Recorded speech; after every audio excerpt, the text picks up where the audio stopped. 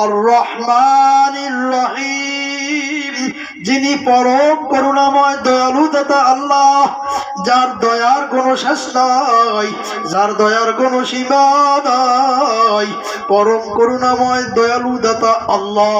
বলে আল্লাহর কেমন দয়া, তোমার আমার উপরে আল্লাহর কেমন দয়া, একটু নিজে নিজে চিন্তা করলেই বুঝতে পারবারে বাবা।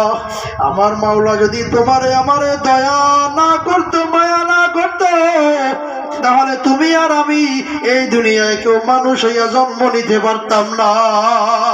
কারণ আমরা যে মানুষের সন্তান, মানুষের বাচ্চা, আমরা কোনোদিন আল্লাহর কাছে দরখাস্ত করি নাই, কোনোদিন আল্লাহর কাছে আরজি জানাই নাই, মাবুদ গো আমাদের মানুষ বানাও।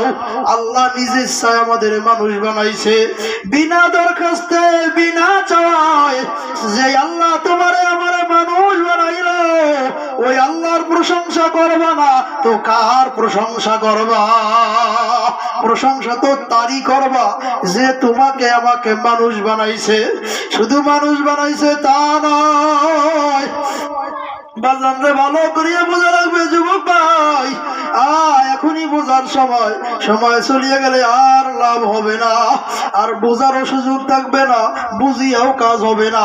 কারণ ভাইরে আমার আল্লাহ তোমারে আমারে কত দয়া করছে।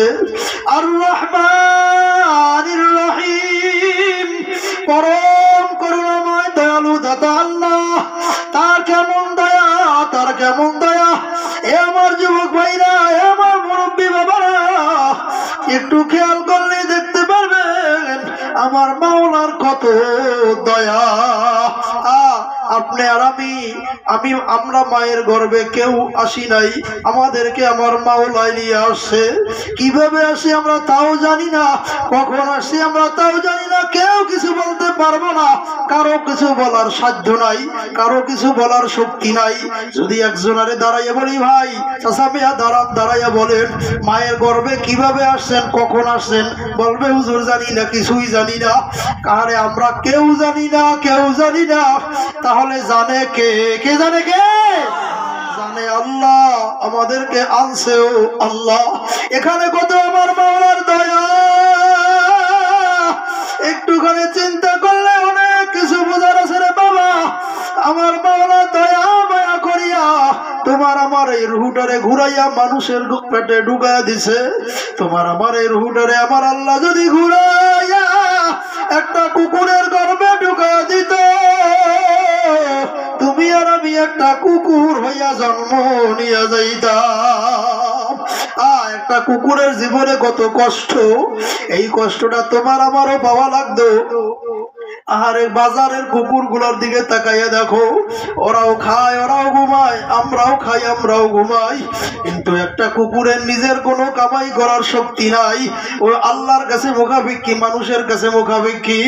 এই কুকুরটা খাবারের সন্ধানে, খাবারের তালাশে রাস্তায় রাস্তায়, পাড়ায় পাড়ায়, বাড়িতে বাড়িতে, মহল্লায় মহল্লায়, দোকানে দোকানে ঘুরিয়া বেড়ায়, কোথায় যাই একটু খাবার পাওয়া যায়। দেখবেন বাজারের কুকুর বাজারে ঘোরে, দোকানের পিছনে পিছনে ঘোরে, একটু খাবারের জন্য যায়। হোটেলের কাছে কুকুর বেশি যায়। প্রত্যেকটা হোটেল যেখানে বসে চা বানায় তার পাশেই একটা দরজা জানালা থাকে। ওই জানালা দিয়া যিনি দোকানদার ভাই আছে, তিনি গরম পানি দিয়া কাপগুলোরে ধোয়। একজনে চা পান করার পরে আর একজনের গরম পানি দিয়া ধুইয়া না দিলে দোকানদারের দোকান টেকবে না। এই জন্য গরম পানি, ফুটান্ত গরম পানি টকবাগাইয়া ফুটতে আছে একটা কেতলির মধ্যে।